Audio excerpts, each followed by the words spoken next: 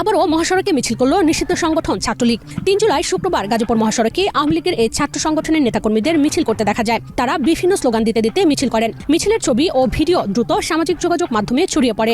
এ নিয়ে নেটিজেনরা নানা মন্তব্য সামাজিক যোগাযোগ মাধ্যমে জুড়ে দিচ্ছেন। তবে মিছিল অনেকদিন থেকে একটা কথা শোনা যাচ্ছিল, ভারতে অবস্থানরত আওয়ামী লীগের প্রধান শেখ হাসিনা তার নেতাকর্মীদের দেশে ফেরার নির্দেশ দিয়েছেন। ভারতে অনেক নেতাকর্মী অবস্থান করছেন। সেই ২৪ আগস্টের সরকার পতনের পরে ভারতে অনেকেই পালিয়ে গেছেন। শেখ হাসিনা ৫ তারিখে দুপুরের পরে ভারতে যখন উড়াল দেন, তারপরে শীর্ষ নেতাদের থেকে শুরু করে নিচের সারির অনেক নেতাকর্মী তারা পর্যায়ক্রমে ভারতে চলে যান। অনেক দিন পরে, প্রায় ৩ মাসেরও বেশি সময় পরে, আওয়ামী লীগের সাধারণ সম্পাদক ওবায়দুল কাদের গিয়েছেন।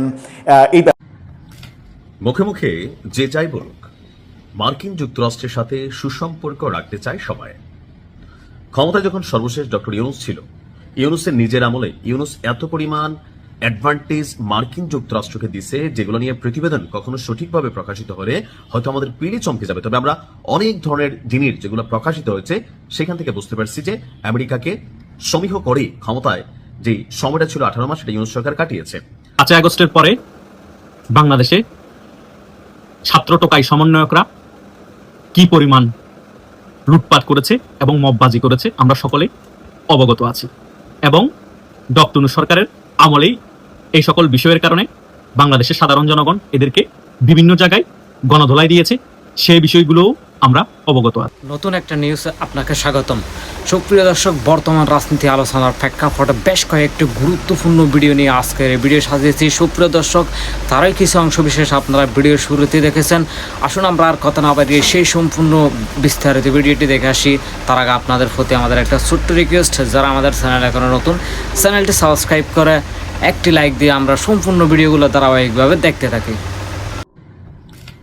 মুখে মুখে যে যাই বলুক, মার্কিন যুক্তরাষ্ট্রের সাথে সুসম্পর্ক রাখতে চায় সবাই। ক্ষমতায় যখন সর্বশেষ ডক্টর ইউনুস ছিল, ইউনুসের নিজের আমলে ইউনুস এত পরিমাণ অ্যাডভান্টেজ মার্কিন যুক্তরাষ্ট্রকে দিছে, যেগুলো নিয়ে প্রতিবেদন কখনো সঠিকভাবে প্রকাশিত হলে হয়তো আমাদের পিলি চমকে যাবে। তবে আমরা অনেক ধরনের জিনিস যেগুলো প্রকাশিত হয়েছে সেখান থেকে বুঝতে পারছি যে আমেরিকাকে সমীহ করে ক্ষমতায় যে সময়টা ছিল 18 মাস, সেটা ইউনুস সরকার কাটিয়েছে। আওয়ামী লীগ সরকারের পতনের পেছনে মার্কিন ডিপ স্টেট বা আমেরিকা প্রত্যক্ষ বা পরোক্ষভাবে দায়ী ছিল। প্রথম দিকে আওয়ামী লীগ দাবি করলেও শেষ পর্যায়ে এসে আবারও সেই আমেরিকাকে ভবিষ্যতের গুরু হিসাবে ক্ষমতায় বসার জন্য যে আওয়ামী লীগের পতনের জন্য আমেরিকা দায়ী, এই বক্তব্য থেকে আওয়ামী লীগ সরে আসছে। ক্ষমতায় আছে কি বিএনপি। সো বিএনপির ঘাড়ে কয়টা মাথা যে ভাই আপনি চাইলেই মার্কিন যুক্তরাষ্ট্রের বিরোধিতা করে আপনি ক্ষমতায় থাকবেন, আমেরিকা যে আবার কোনো ডিপ স্টেট পলিসি দিয়ে বিএনপির সরাই দিবে না, এমনি সরকার দুর্বল। সো ভয়টা সবার মধ্যে আছে। এখন প্রশ্ন হচ্ছে, যখন যিনি ক্ষমতায় থাকেন, যখন ডিলগুলো হয়, তখন স্বাভাবিকভাবে এটা নিয়ে বিরোধী দলগুলো বা যারা সমালোচক আছে বা ক্রিটিক আছে তারা কিন্তু সমালোচনা করে। গেল 24 ঘন্টা যাবত যে বিষয়টা খুব বেশি আলোচনায়, যে আন্তর্জাতিক বাজার দরের তুলনায় বেশি দাম দিয়া কেন বাংলাদেশ সরকার যুক্তরাষ্ট্র থেকে অর্থাৎ আমেরিকা থেকে গম কিনল। আরো কমে তো গম ছিল।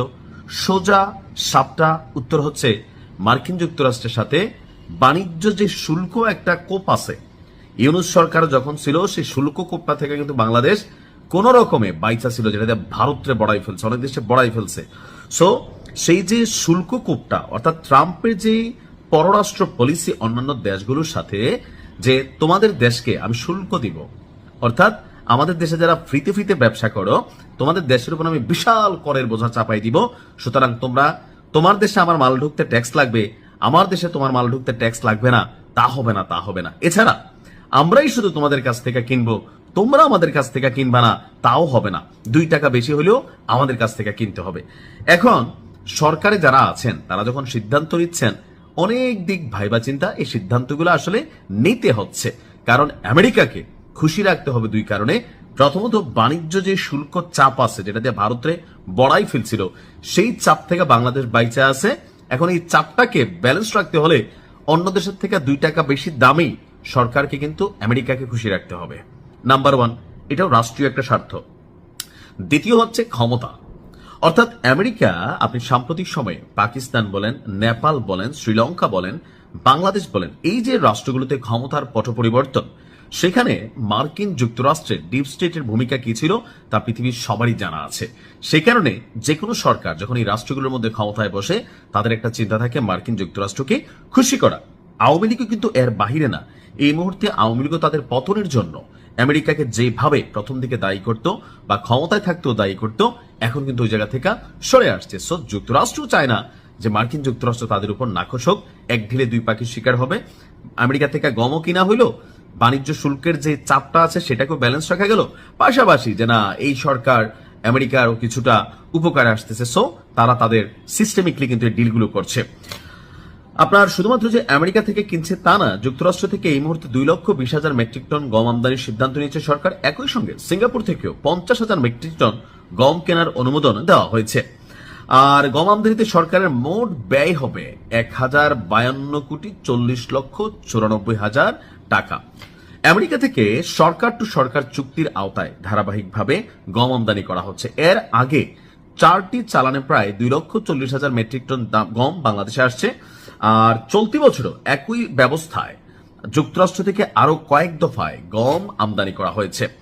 অন্যদিকে আন্তর্জাতিক উন্মুক্ত দরপত্রের মাধ্যমেও নিয়মিত গম কিনছে সরকার। এক্ষেত্রে Russia, Canada, Australia, Romania, Ukraine, Argentina, Kazakhstan থেকে মানে বিভিন্নভাবে আপনার গম আমদানি করা হচ্ছে। তবে যেহেতু যুক্তরাষ্ট্র থেকে যে গম কেনার মূল্য আন্তর্জাতিক বাজার দরের চেয়ে বেশি, সেটা নিয়ে প্রশ্ন যে এই বেশির মধ্যে কি আসলে কোনো ধরনের মানে বাণিজ্য শুল্কের ইস্যুটা ছাড়া বা ক্ষমতার ইস্যুটা ছাড়া অন্য দুই নাম্বারই আছে কিনা, যে না বেশি দামে কিনা কোনো একটা কোম্পানি, কোনো একটা সিন্ডিকেট যেহেতু এটা বাংলাদেশ কিনছে, বা আমাদের সরকারের বিভিন্ন সেকশনগুলোতে যারা বসেন, যারা রাষ্ট্রের গুরুত্বপূর্ণ দায়িত্বগুলো পালন করেন, তারা কি আসলে নিজস্ব কোনো স্বার্থ দেখছেন নাকি রাষ্ট্রীয় বাণিজ্য শুল্ক স্বার্থ দেখছেন, এটা অনেকের মধ্যে সমালোচনার বিষয় আসছে। নিশ্চয়ই সরকারের পক্ষ থেকে এই বিষয়গুলোর ক্লারিফিকেশন আমরা খুব শীঘ্রই পাবো।